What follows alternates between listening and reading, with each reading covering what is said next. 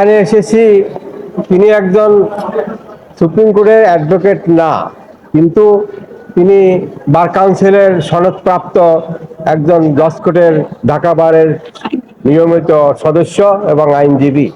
এই হিসাবে আমি এখানে এসেছি। এখানে যে একটি লোক যে 5 কোটি বিষয়ে যে বক্তব্য দিয়েছে কয়েকদিন পূর্বে, তখন আমি এখানে উপস্থিত ছিলাম। কিন্তু একটা একটা টাউট শ্রেণীর লোক সে কিভাবে সুপ্রিম কোর্টে প্রবেশ করে মিডিয়ার সামনে সংবাদ সম্মেলন করে 5 কোটি টাকা বিষয়ে লেনদেন যে একটা অভিযোগ করলো, এই how dare audacity of that person, এবং এটা কন্টেম্পটিবল, আদালত অবমাননা হয় এবং মানহানির মামলা হয় তার বিরুদ্ধে। এখানে আমি যে একটি আপনাদের কাছে যে একটি কাগজ পেয়েছেন, এটা মার্কেটের সিদ্ধান্ত এবং এখানে সভাপতি মেম্বার যারা আছে তাদের সকলের সই স্বাক্ষর আছে যে হোয়াট হ্যাপেন দেয়ার।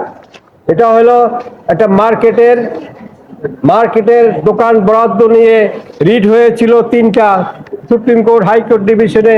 সেই রিট পিটিশন শুনানি অন্তে সেই রুল তাদের পক্ষে রায় হয়, পরে আপিল বিভাগে আপিল করলে সেখানেও তাদের পক্ষে রায় হয়, এবং বর্তমানে সরকার এই আপিলের রায়ের বিরুদ্ধেও একটি রিভিউ পিটিশন করে।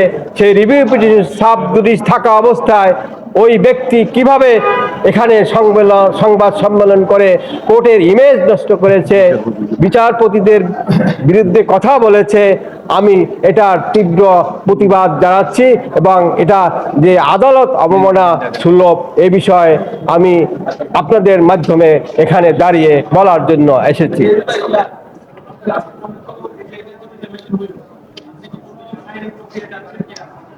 এখানে এখানে এখানে আসল ঘটনা হলো এই যে মিস্টার আবুল হাশেম, তিনি একজন অ্যাডভোকেট এবং তিনি যখন রিটায়ারমেন্টে যায় তখন তিনি যে রিটায়ারমেন্টের টাকা পেয়েছেন সেই টাকা থেকে 40 লক্ষ টাকা তিনি একটি চেকের মাধ্যমে তাকে দেওয়া হয়, কিন্তু সেই টাকা তাকে না পাওয়ায় পরে তিনি চেকের একটি মামলা করে। সেই চেকের মামলায় সে আসামি।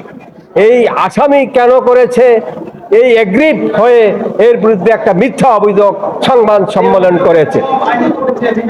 হ্যাঁ, সে তার 500 এবং 506 ধারে একটা মানহানির মামলা হবে এবং সে মানহানির মামলা কভার করবে এবং আদালত অবমাননার মামলা হবে এই প্রতিকার।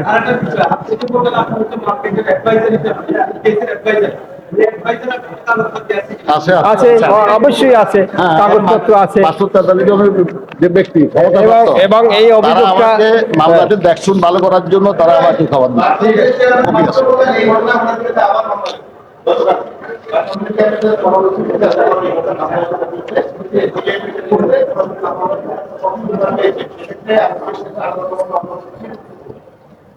কোন মামলা হয়েছে থানায়?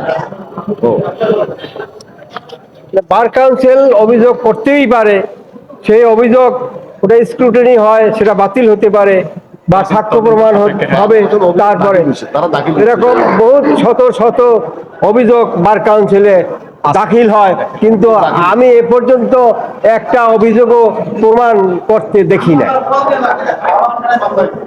শাহবাগ থানায় এটা একটা অভিযোগ, আপনি গেলেও একটা অভিযোগ হবে, কিন্তু কোনো এফআইআর হয় না। আমিও দিছি এটা কোনোটাই এজাহার হিসাবে এখন পর্যন্ত গণ্য হয় না। অভিযোগ দিতেই পারে, কিন্তু কোনো মামলা হয়নি।